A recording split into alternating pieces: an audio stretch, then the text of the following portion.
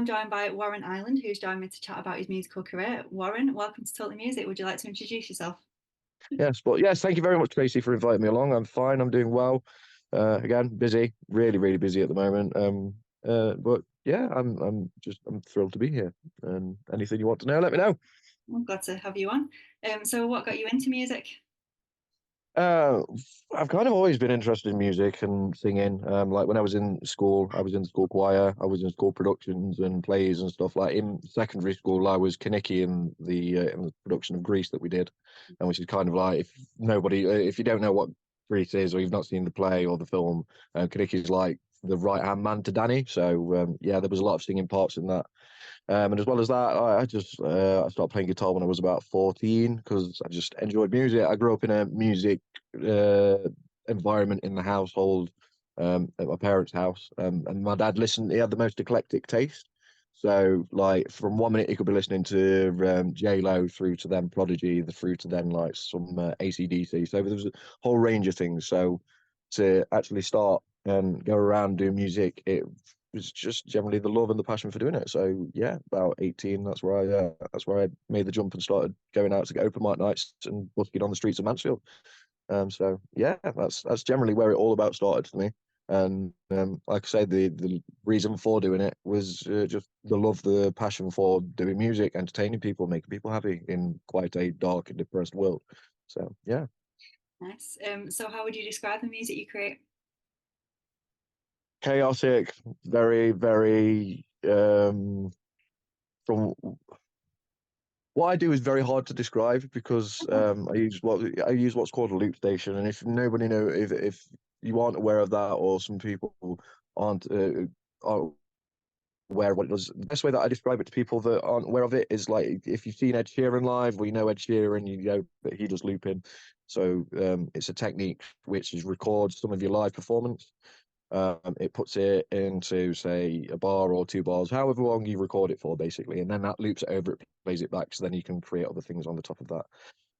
So that the description of that is very hard. It's chaotic. There's lots of energy. There's different sounds that go off as well with what I do. So yeah, it's there's just all of the different sounds all at once. There's energy. I'd like to throw some jokes in there as well, or just be comical and keep people entertained with it. But yeah, I think the best way in a nutshell to describe it is chaotic energy personified in one person running around doing everything all at once, really. So I like yeah, it. yeah. So what's your favourite song you've written and why? Uh,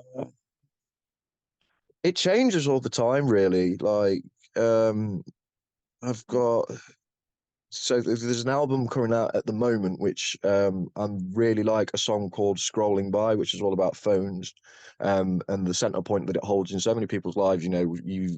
People watch people living life, doing different things, and if you know the whole thing about phones as well is like if you don't have the latest, the greatest model, then like in some circumstances anyway, or some circles, like then you looked at differently, or people like make little jokes about it and stuff. And that's just for some people, other people, and that might not be the case. But that's something that's not out yet. Of all my songs that I've ever written, though, it's a tie between Crazy, which is like it's a self-identification thing that's like everybody's different, and I'm a very much firm believer in live and let live. Um, because there's different strokes of people all over the world, um, and there's no right or wrong way to do life, in my personal opinion. I believe that like everybody should be able to live how they want, and there's some people that are considered normal, that look at people like myself or people that live by that ethos of life, Yeah. um, and they deem them crazy, or they deem them insane, or not part of the conformity of normal society. So it's kind of like that's one of my favorite ones that I've written, that just personify that whole ideology of live and let live, and self-identification. And then another song called Paddy Said lives by the same thing. It goes by the same, what's the word I'm looking for? It goes by the same characteristics of that song, which is again self-identification, self-belief. and a bit more of a bit more of a friendly outlook on the world, just to basically say that if everybody was the same, the world would be a pretty boring place because everybody's got different tastes, everybody has different beliefs, and yeah, in that we should just accept the differences that people have, and just spend less time fighting because we're not around here for very long. So the less time spending fighting, the better. So again, like I say, it's difficult to pick just one because I like a lot of my songs that I've written. But if I had to choose, if I absolutely had to choose, it would either be Paddy Said or Crazy. So yeah. I like the messages behind them. Oh yeah, 100%. So where do you get the inspiration from for your music? Just normal everyday life, really. Like song called, the song Phones. That just I kind of like sat back and looked at where society's views phones, and then I was just like, why do we have that standing on phones? Why are they so why are they so important in people's lives? Why do people fixate themselves around like the social media kind of thing? And with Crazy or Paddy Said again. Paddy Said actually came about because in lockdown, um, we had like there was a big open spaced field, and then there was a very small community of us where we were like, right, well, we can like keep it safe. But we can also just spend a bit of time together in the middle of like lockdown when there wasn't anything happening. Obviously, in the music business as well, it was like everything practically got shut down overnight. So the song Paddy Said came from that. um and it's just like the songs come from me looking at situations or looking at things. I'm not really what I'd class as a storyteller. I'm not someone that like sets out to say this is James and James goes from A to B and and this happens and then it's all tragedy and all death and doom and art. um it just comes from it comes from me looking at normal situations. Like I've got a song called Money, which again, it kind of like it's similar to the song of Phones, which is like it's interesting how money has such a hold on some people's lives. Because obviously, yes, everybody needs money. We need to pay bills. We need to, I need to run my car, which obviously takes money, etc. But it's such a central point on life, and there's some people that obsess over money too much. Like if you have loads of money, then you're better than somebody else, which is just not the case for me. For me personally, from what I believe. I believe that money is it's a necessity, but it shouldn't be the be all and end all of it.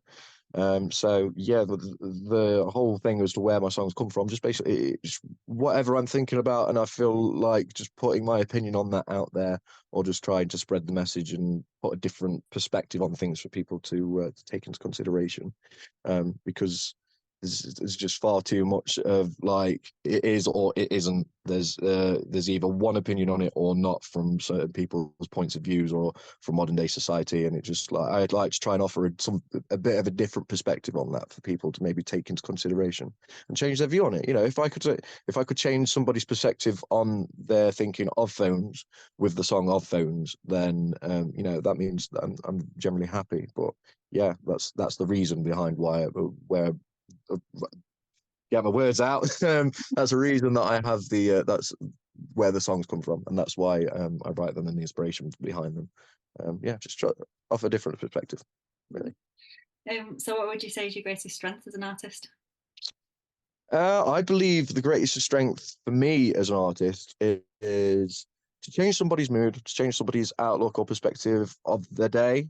When I turn up to gigs or when I'm performing, somebody could be having the worst day. Somebody could be like not enjoying themselves, or they're going for a really tough time, and then you can elevate them out of that mindset, or you can change their perspective of how they're thinking of the day, or change their mood. Because I've had it before when I was busking like years ago. I don't do busking I've not busked in about 2 years, 3 years now.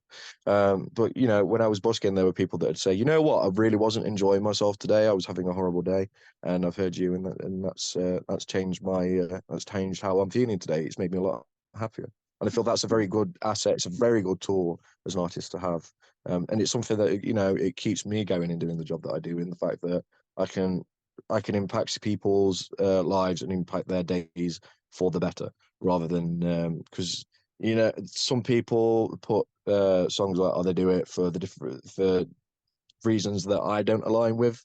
But for me personally, like I say, that's my greatest strength, greatest asset is just to improve somebody's day, is to give them a better outlook or better perspective, or just generally a better mood for going about and doing their normal daily business.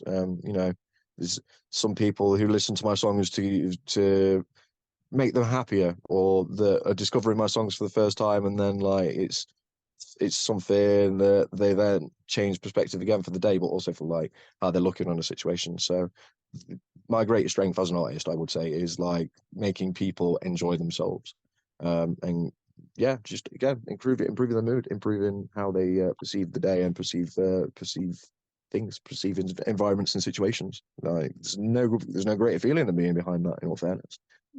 So yeah. I like that. That's a good answer. Yes, thank you. So what's been your favorite gig and why? Uh,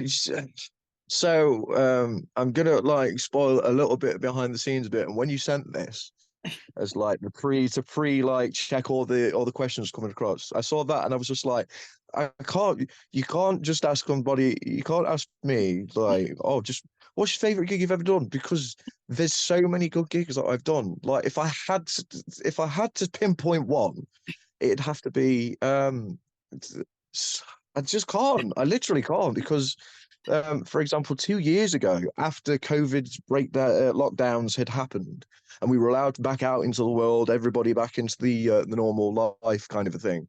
But I played a festival called A Up Me Duck, and it's a wonderful festival. There's so many great people that attend it. There's so many wonderful artists as well that are part of this scene. And one of the artists called Nick Parker went round and was telling people that, oh, Warren's on stage at like 1 o'clock or whatever it was. And being an artist myself, would you believe it or not? Yeah, it kind of as an artist and going around and doing these festivals and gigs, generally like 1 o'clock in the afternoon on a Saturday as well at a festival. Friday, people turn up and they drink and they just go absolutely, oh, no holds barred. They get absolutely wasted when they turn up and do these festivals. So when it's a Saturday and it's 1 o'clock, you kind of expect, all right, I'll play to 30 people or 40 people. So for that particular occasion, it's all of these things in my mind taken into consideration of it and thinking the contributing factors to what I could possibly be playing to. I was it surprised me that I played to anywhere from 300 to 500 people in that big marquee, and like people were singing the song Wonderlust back to me, which is kind of like the most sing along you want as it currently stands that's out. And I was very nearly in tears on stage because people were singing the words back to me, because it's like I've wrote these songs in my kitchen. I wrote the songs in my kitchen, or I write them in like in my bedroom, in our bedroom part. Sorry, my partner, me and my partner, um, and these are songs that I just like. Yeah, okay, I like the sound. I like the sounds of them. I like what the story is behind it, what the meaning is, and I like how it goes. So for 300 to 500 people to be singing the words back to me is just like that blew me away. And as well, like with the looping, it's very energetic. There's lots of beatboxing behind it, so it's kind of like a band that's on stage that's not. Um, it's just like seeing everybody jumping around and everybody going absolutely mental for it. And that was kind of one of those situations or one of those environments where you stood on stage and you go, this is why I do this. This right here is the reason behind it. But then I say it's very difficult because like there's been weddings, there's been just general parties where like there's the pit in Newstead is one of my favorite places to play because of the community that surrounds it, and I've been very fortunate to be invited to a number of their parties. And I'm playing there, and I'll play for like 4 hours at those parties. And the whole time there's just, you're talking 50 people, 60 people, 30 people. They're all jumping around and going mad for it, and they're all just loving it. And again, it's like this is why I do it. But then like the biggest on par with A Up Me Duck was Here for the Music last year. Again, that was easily 300, 500 people, and everybody was up for it. It's just like like I say, when you send it across, this is why I say I cannot pick one gig. There's not one singular gig where I go, that one, that was my greatest one ever. It's like, there's some people I know that have played Glastonbury. And speaking to them personally, how did you love Glastonbury? Oh, it was amazing. And then was just, it's like, is that your favorite gig ever? No, not really, because I played such and such gig, and it's just like it's completely different. It's different how it works. It's different how people perceive it, etc. So it's like there's an artist called Jess Silk. She's wonderful. She's such a light for the world, and as well, she's doing some really really wonderful things. And I saw her play not beautifully. I saw her play Bearded Theory on the Woodland stage, play to about 4,000 people, and it was like, oh my, she came off stage and I spoke to her about a day or two later. I was just like, how was that? And she's just like, it was unreal. It's like easily the best moment of my life. And then last year she played, I think it was Beautiful Days, or I can't remember where she said she played, but there was a lot of people there. I saw the photo, and I was nervous for her. And it's like you can't compare that one to the other one because both gigs are just absolutely wonderful things. So yeah, like there's no real one particular gig where you go, that was the best gig that I've ever played. There's so many wonderful gigs, and there's so many reasons behind it. So yeah, if I had to pick it, I think A Up Me Duck has to it edges it just that little bit, and I'm very excited to be returning there again in May. It's going to be very very good. I'm so excited. So if you could play a gig anywhere in the world, where would it be and why? Um, I don't know. I mean, Madison Square Gardens wouldn't be like a bad shout. That'd be quite cool, I suppose. I've always said as well, because I found out that you can hire the Royal Albert Hall, and it's not as half as much as you think it would be. I think it's only about 20 grand, 20 grand to hire out the Royal Albert Hall. And I think that would be a really cool gig. The O2, again, yeah, I don't know. There's so many locations which are really, really cool. But if there was just like, there was one be all and end all, like, right, what gig would you most like to do? Um, uh, I don't know. We'll say Tomorrowland. Sod it. We'll go for Tomorrowland. Big field, lots of people, and me jumping around being a lunatic on stage. That'd be quite cool. I'd like to play at Tomorrowland. So what's your favourite memory of being a musician? Uh, I like these Good questions. questions. They're making me think. They're making me consider quite a lot. Favorite memory of being a musician. It's just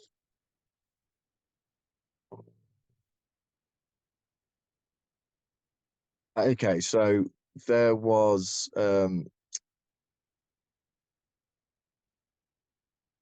oh, there's so many. There's so many. There's so many moments, and there's so many great things, that I've been part of. Been very fortunate to be part of. Right. My the favorites through like I was supporting a wonderful artist called Chris Helm, and he was part of the band called the Seahorses back in the 90s. They were quite famous. You know, and supporting him, you got to speak to the people, meet them, and one of my favorite memories of all of them is, we were stood backstage. I was getting ready to go on and open the night, and I got the very fortunate chance to hear Chris warm up, and I've never heard anybody like with such a serene and beautiful voice before. And I had to kind of like stand and think to myself, I'm like, this is incredible, through the means of the job that I'm doing. Yeah. I'm quite fortunate to be backstage listening to somebody who's an acclaimed artist, who's done some really, really wonderful things, played some stages, done some incredible things. And I get to hear him I get to hear him warm up, Yeah. run through some stuff, and go through his process. But then again, one of my other favorite memories is supporting Funky and the Two Tone Baby, who's a big influence for for the looping that I do. and he released an album last year, which is a very good album. If you haven't heard it yet, go and listen to Reacclimate. It's easily one of the best albums from last year for me personally. And I supported him down in Ramsgate. I'm pretty sure it's Ramsgate. I might be butchering that name. So yeah, I supported him there, and we amazing gig, really, really good. I smashed it, and Funky smashed it as well. I got to watch from the side of the stage, and then afterwards we went out drinking. I got very, very drunk. And funnily enough, through being very drunk, the bar we were at was selling cigars, and I bought one, and I was just sort of like sat opposite Dan, and the group were all just kind of like enjoying themselves. I look very, very drunk. I'm not offering much to the conversation, and I'm just smoking this cigar to myself. And the next morning, Funky said to me, he says, "You look so happy with that cigar." He's like, you were probably the most content person on earth with how happy he was, just kind of like sat smiling to yourself, cigar in hand, just taking in the world and taking in the sights and sounds. It was quite comical, apparently, and he took some photos and sent it to a group of friends. So yeah, those are great moments. But then as well, like meeting the wonderful people of a group of friends called the Raggy Dolls. We've had some incredible moments as well. We've had some wonderful things we met at the as I mentioned before, we met at a field. It was large, open. We could in the middle of lockdown. We were fortunate enough to have that situation, and through that we had some wonderful nights. We've laughed so much that it hurts. We've been up to Durham, where two of them live, and there's easily been about 15 people in that house, or just having a good time, having a sing song, butchering karaoke's, going out to gigs. We still talk now. All of us still like incorporate each other in our daily lives, and it's just been some wonderful. And again, that's through the music that I do. That's kind of like brought those people together, brought us all together, and it continues on. So yeah, again, it's how you can ask me to pick from these moments. It's impossible, absolutely impossible. Oh dear. So finally, what's next for you?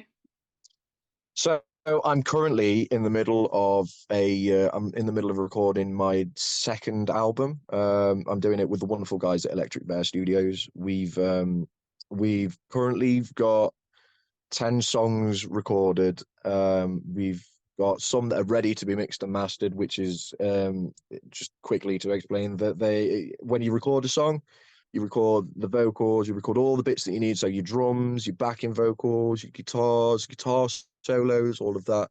So once you've got those, it goes the studio then mixes and masters them, basically fine tweaks them and puts it through. And then it's once it's mastered after that, it's ready to be put onto vinyls or CDs. And then you can you can press the CDs and then it gets sent out, etc. But anyway, we've got some songs that are at that stage which are ready to be done. We've got some more songs which need a bit more work. And then after that, I'm recording some music videos for them. Next Saturday, I've got a photo shoot for the album cover. Nice. And I've got all the promotion side of it as well. I'm currently looking at doing some pre-orders because there's been a lot of interest for this album, because the other stuff that I've done it's not to say that it's bad, and I'm so proud of everything that I've done so far, but this by far is like my strongest release yet. The different styles that are on this CD, the writing behind it, like I've been writing this for easily 6 to 8 months now. Started it back in like July. And I've there's been so much work put into it already. I'm so proud of everything that's in it so far. The work that's been done has been unreal. Simon and Jad from Electric Bear Studios are really, really professional. They're so good at their job. But yeah, there's been so much planning towards it already. I've got a tour booked in ready. I've got reviews coming up, one by yourself, and then some other lovely people. So it's all systems go behind that. I think for the past 3.5 weeks, 4 weeks, all I've done is message and email and sort out and promote and put posts out. So yeah, that's the big thing that's coming for me this year. Obviously, I've got some great gigs coming up. I've got some festivals which I've never played before, and then some festivals I'm returning to. Well, the big focus this year is that album, and I can't state how excited I am for it. I've got demos that back, so I can listen to them back and give the studio my opinions. And it's so good. It's really, really good. Which is obviously, I'm a bit biased saying that. Obviously, it's my recording and it's my work, but yeah, it's incredible how much difference there is between the last stuff to this stuff.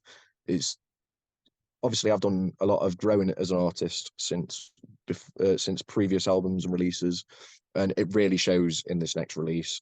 And it just feels like this one is the one where I'm going to be pushing the most at it. Before I've put posts out, I've done gigs to do like release parties for the albums and the EPs. But this one, I'm pulling out all the stops, giving it absolutely everything. I'm really proud of it so far, and yeah, it's just I just can't wait for people to hear it, and I think people are really, really going to love this album. It's by far my best work yet. It's hands down, no question.